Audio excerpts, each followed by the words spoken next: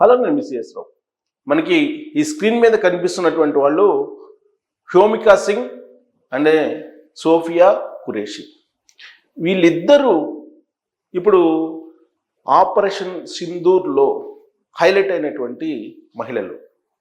ఎందుకంటే వీళ్ళిద్దరు కూడా నావికా విభాగానికి సంబంధించినటువంటి వాళ్ళు, ఎయిర్ ఫోర్స్కి సంబంధించినటువంటి వాళ్ళు. వీళ్ళు ఆపరేషన్ సింధూర్ ఎలా జరిగింది అనేది మీడియా ముందుకు వచ్చి చెప్పారు. సోఫియా ఖురేషీ, హ్యోమికా సింగ్ అని.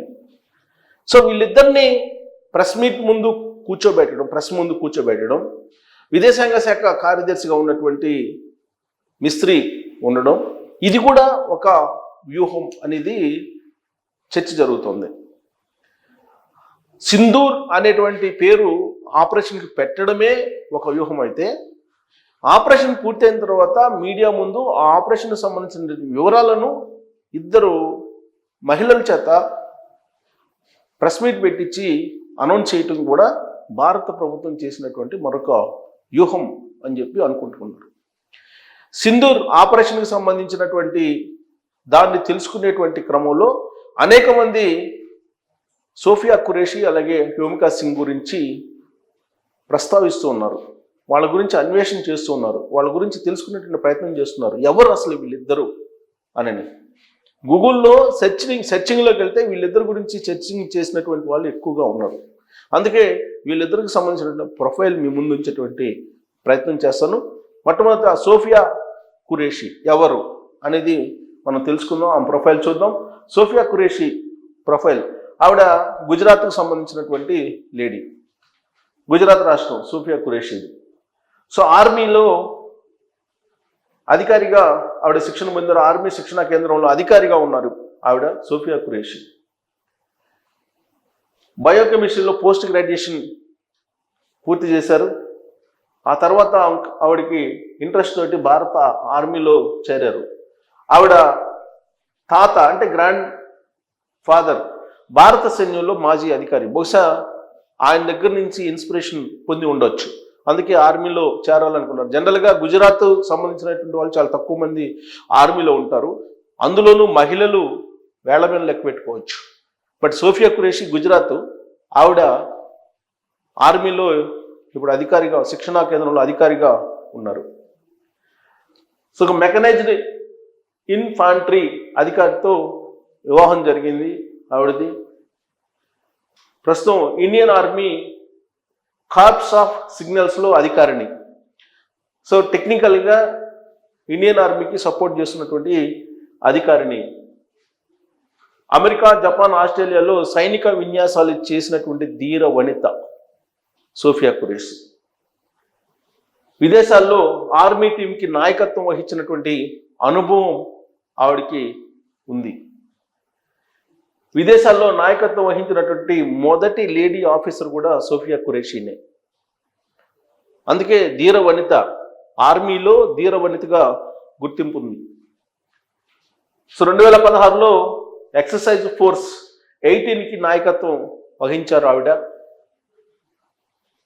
18 దేశాల టీంకి ఏకైక మహిళా కమాండర్.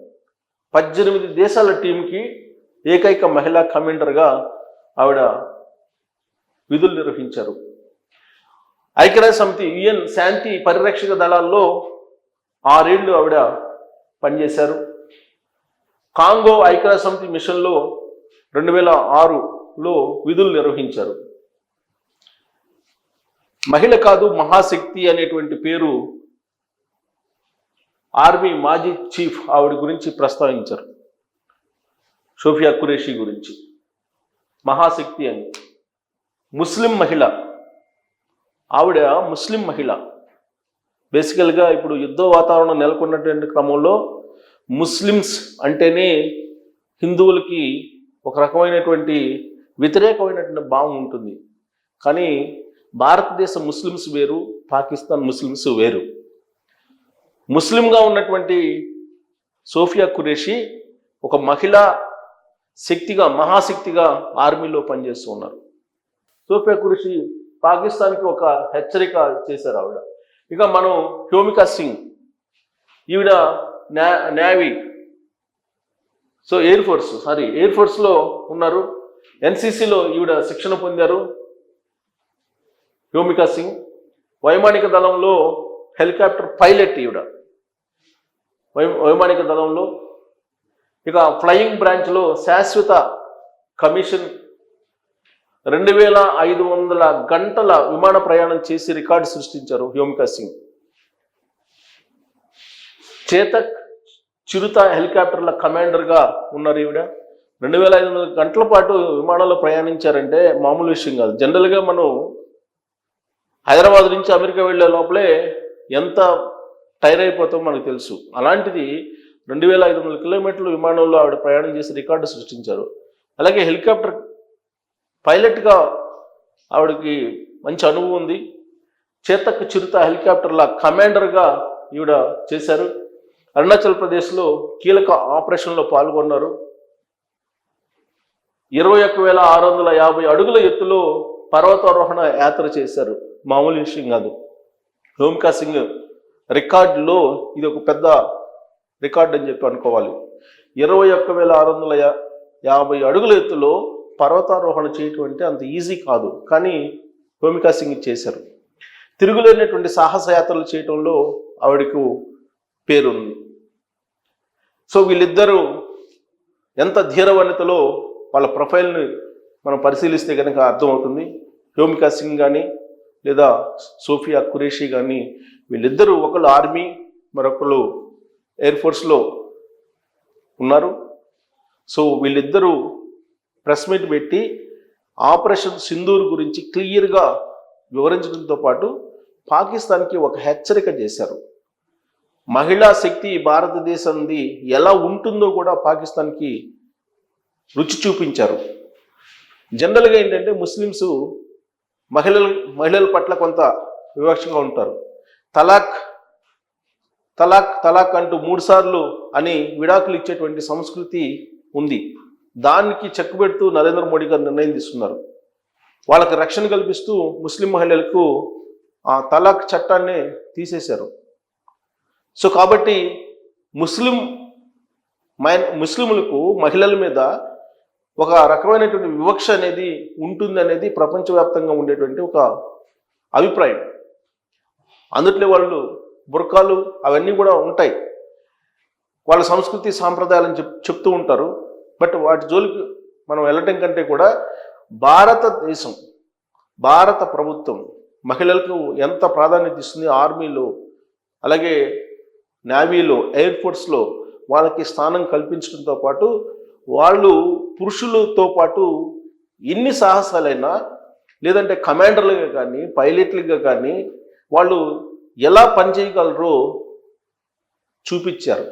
ఈ ధీరవనితలుగా కనిపిస్తున్నారు. సో పాకిస్తాన్కి వీళ్ళ ద్వారా ఆపరేషన్ సింధూర్ సందేశాన్ని పంపించారు అని అంటే ఒక బలమైనటువంటి సందేశం. అందుకే వాళ్ళని ఇద్దరిని కూడా ధీరవనితల్ని ప్రెస్ మీట్లో ఈ మొత్తం ఆపరేషన్ ఎక్స్ప్లెయిన్ చేసేటువంటి బాధ్యతను వాళ్ళకి అప్పచెప్పారు. సో పాకిస్తాన్కి ఒక హెచ్చరిక, హిందూ దేశం మీదకి భారతదేశం మీదకి హిందువుల మీదకి వస్తే ఎలా ఉంటుందో మహిళా శక్తి ద్వారానే నరేంద్ర మోడీ గారు పాకిస్తాన్కి ఒక హెచ్చరిక ఇప్పుడు వ్యోమికా సింగ్ అలాగే సోఫియా ద్వారా అందజేశారు పాకిస్తాన్కి. సో వీళ్ళిద్దరి ప్రొఫైల్ చూసిన తర్వాత నరేంద్ర మోడీ గారు ప్రతి అంశం ఫస్ట్ నుంచి లాస్ట్ వరకు వ్యూహాత్మకంగా ఈ ఆపరేషన్ని పగడ్బందీగా అమలు చేశారనిపిస్తుందా? వీళ్ళిద్దరు ప్రొఫైల్ చేసిన తర్వాత మీకు కలిగినటువంటి అభిప్రాయం ఏంటి అనేది తెలియజేయచ్చు. Thank you.